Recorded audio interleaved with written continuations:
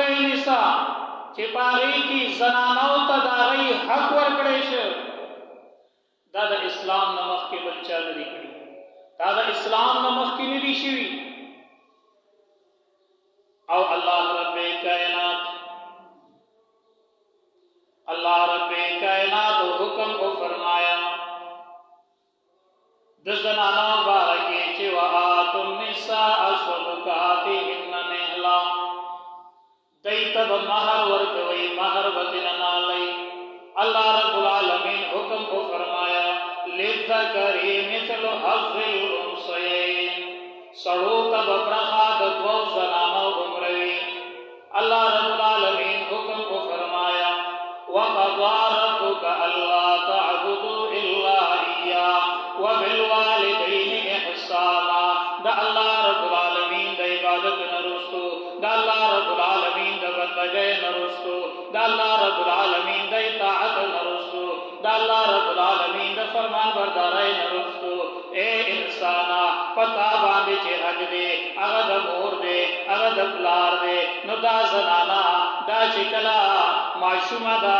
دا چې کله پیدا شوا انو اسلام د دې تحفظ فرمایا اسلام د دې حق فرمایا په هغه معاشره کې چې هغه خلکو زنانا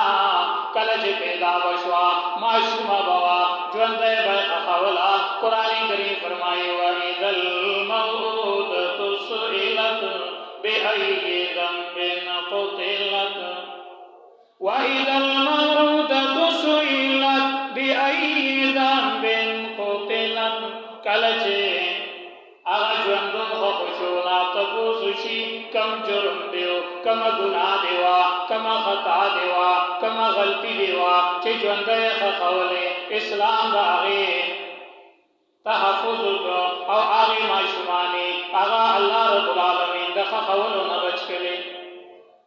دا غیر حقوق و تحفظ ہوگا او دا اللہ نبی کو فرمائے کہ چادت وہ جنکو تحفظ ہوگا چادت وہ جنکو خیال ساتھ بہترین طریقے سرے داغے پرورش ہوگا تردی پوری جنت گمان دے دد یقین دے جدا ہو بلکو تروانا دا لیکن دا آغے دا حقوق و خیال ساتھ آغے بخست طریقہ باندے ہو پاللا دا آغے دا تعلیم و تعلم خیال ساتھ دا آغے پرورش ہوگا آغے بخط طریقہ باندې د خپل کور نه رخصت کړه نو د انسان لپاره جنت واجب شو اسلام د هغوی د حقوقو تحفظ وکړه چې کله دا ماشومه وه کله چې دا بیا د واده قابله جوړېږي نو اسلام د هغې اولنۍ ورځې نه د حق تحفظ فرمایي او چې کله عالم خطبه وي هغه خطبه چې د الله نبي ویلې دا په وختي نکاح کې نو هغې کې اول خبره دا ده چې واتقوا الله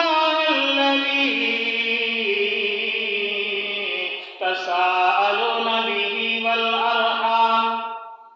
اے خلقو دا اللہ نہ ویریږئ چې دا چا سره رشته کوئ نو د هغوی د حق باره کې د الله نه ویریږئ هسې نه چې دا رشته داري بیا ګډ کوئ نن په مینت باندې غواړي نن په زارۍ باندې غواړي په جرګو په ملکو دې وغوښتله هسې نه بیا ورته وایي ستا پلار داسې دی او مور دې داسې ده نو ګورې دی به ازارې نه رشته داري به ورته پالې رشته داري به پالې کله چې بیا مہر مقرر کیږي رب وایي وآتوا النساء صدقاتهن نحلا ورکوي زنانو ته دا غوی مهرونه ورکوي مہر به ترې نالې دا تحفظ د حقوقو د ښځو دا اسلام او قرآن کریم ذکر کړی کله چې دا زنانه بیا واده شوه او بیا دا مور شوه نو الله رب العالمین بیا حکم دی دا اللہ دا نبی فرمان دے چه دا والد شوا دا دی تابداری بکوئی الجنت تحت اقدام الامہات بیا دا دی دا قدمون لاندی جنت دے نا اسلام سمرا تحفظ ورکڑے دے اسلام دے تو سمرا حقوق ورکڑی دی او سڑی دوئی ہن لباس لکم وانتم لباس لہن دا زنان ستاسو جامعی دی او تاسو ددوی جامعی دا ستاسو عزت تے تاسو ددوی عزتی دا ستاسو خیاندی دی دا ستاسو موریانی دی دا ستاسو اور موریانی دی دا ستاسو زنان دی ستاسو د کور عزت دی ستا عزت دی او ته د دوی عزت دی نو کوم حقوق زنانو ته چې هغه قرآن کریم ورکړي کوم حقوق زنانو ته چې هغه اسلام ورکړي او یا د الله نبی فرمان دی